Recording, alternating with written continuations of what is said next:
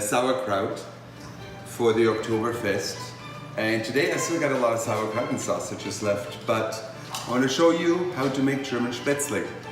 Okay, so my mom, when there was sauerkraut left over, used to cook Spätzle in the sauerkraut, and then she made them really big. It's probably one of my favorite things that I like to eat, so I'm gonna cook it today because I'm alone, so I'm gonna do that. Let me show you. So we'll take about 4 cups of flours. 1, 2, 3, and 4. That's more than enough.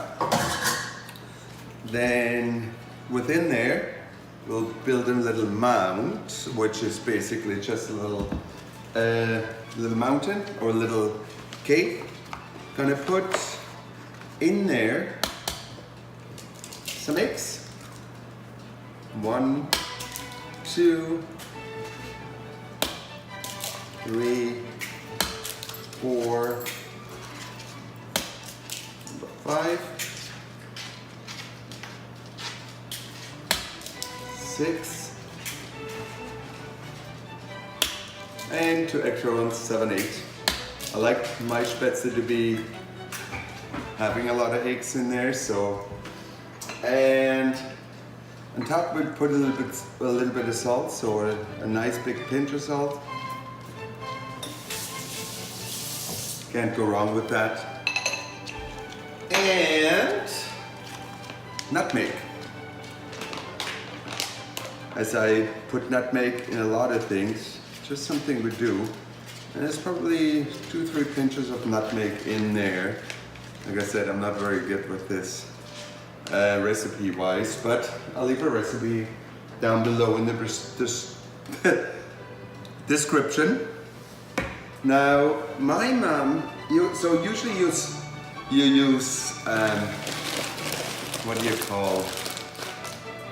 Just water, but my mom used soda water to put in there, and the bubbles make them lighter and fluffier. So let me show you what I do when I mix them up. So let me bring you over here. So you get to see my hands a little bit.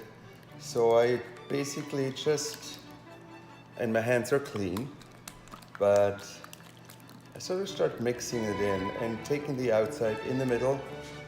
You got the eggs, and I sort of pull in the flour as I go.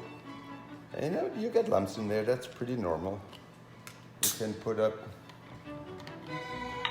a shot of soda water and you see how it bubbles up. So that's what we want.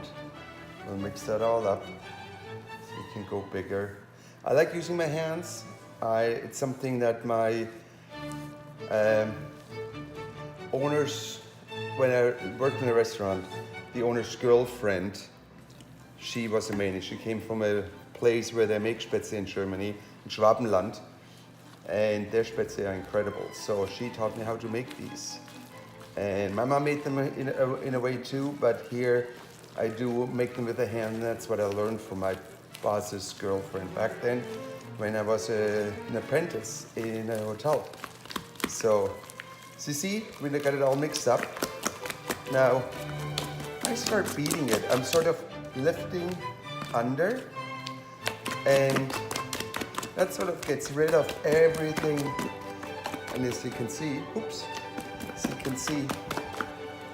it gives it a nice consistency and gets rid of all the lumps. So the consistency is something my bosses, let's My boss's girlfriend always used to say, if you throw it over, it's like a boob.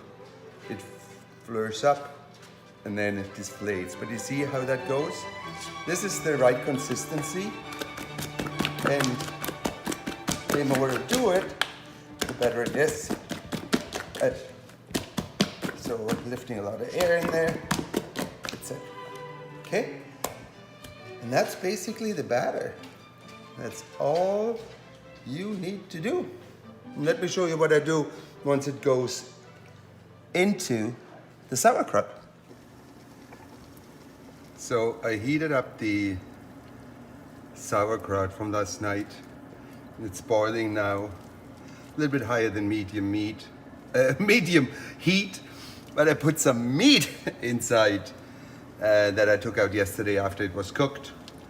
But let's put it up to 8, a little bit higher, let it cook. I need it to be boiling when I put in the Spätzle. And let me show you what I do.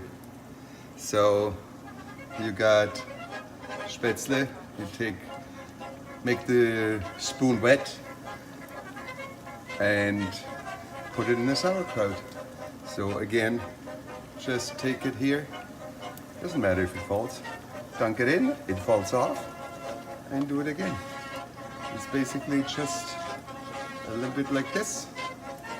And I try to show, but they now go. These are Löffelspätzle. Big. They're gonna be big because they start swelling up, but that's what we want. My favorite. So again, it was a poor man's food. We didn't have a lot of money when I grew up, even though my other older siblings always say they had it tougher, which I believe they did. But we didn't have a lot of money, and when we had sauerkraut, Mom would make these Spätzle, and I loved them. Again, just to see. It doesn't matter if there's drippings. That can go in. And put them in. Goes quite quickly. You sort of spread them around the pot. They don't stick together, the individual, but they start cooking and they start floating to the top. You will see in a few minutes. So and those are my favorite Spätzle made in sauerkraut. And they really take on the flavor of the sauerkraut because it's cooked. Usually you cook Spätzle in water, in salt water with oil, like noodles. But here you make them in sauerkraut. Almost done, believe it or not.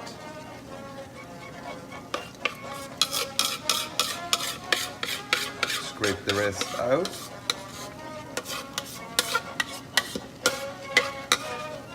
Make a bigger one, dunk it under, a baby one.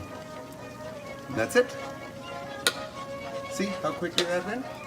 Now we'll let it boil. I'll put there's some sausages that unfortunately cracked open last night for the Oktoberfest. I'll put them in as well. Gonna have 2 of those with my Spätzle. So, and let them boil up. Don't stir it quite yet. And let the Spätzle just get a little bit more solid, and then you can start stirring it lightly. I mean, you don't go crazy, whoopsala, like this, but you let it cook. So you probably wonder when they're done. And Spätzle are done when they float out to the top, so it's quite easy to see. They are floating on top. I'll let them sit a little bit longer. I'll push them sort of down like this. So as you can see, they're quite large, but I love them like this. And if I would heat that up tomorrow, which I probably will, the flavor will be even more intense, and the sauerkraut juice would have really gotten into the Spätzle. It tastes good today too, and that's my dinner tonight. But it's definitely always better a second time around when you warm it up. It's just how it goes. Now, as you see, you can cook those type of Spätzle in hot water, salt water, and a little bit of oil, and do it the same way instead of a sauerkraut broth like I have with a sauerkraut. And then you can skim them off, cool them down, and fry in the frying pan with butter and eggs. And that's something my mom used to do too. Loved it. But maybe I'll show that some other time. But here's what it is.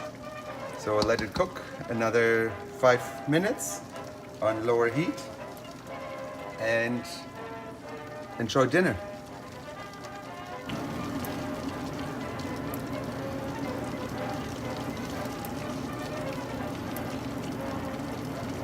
So this is it.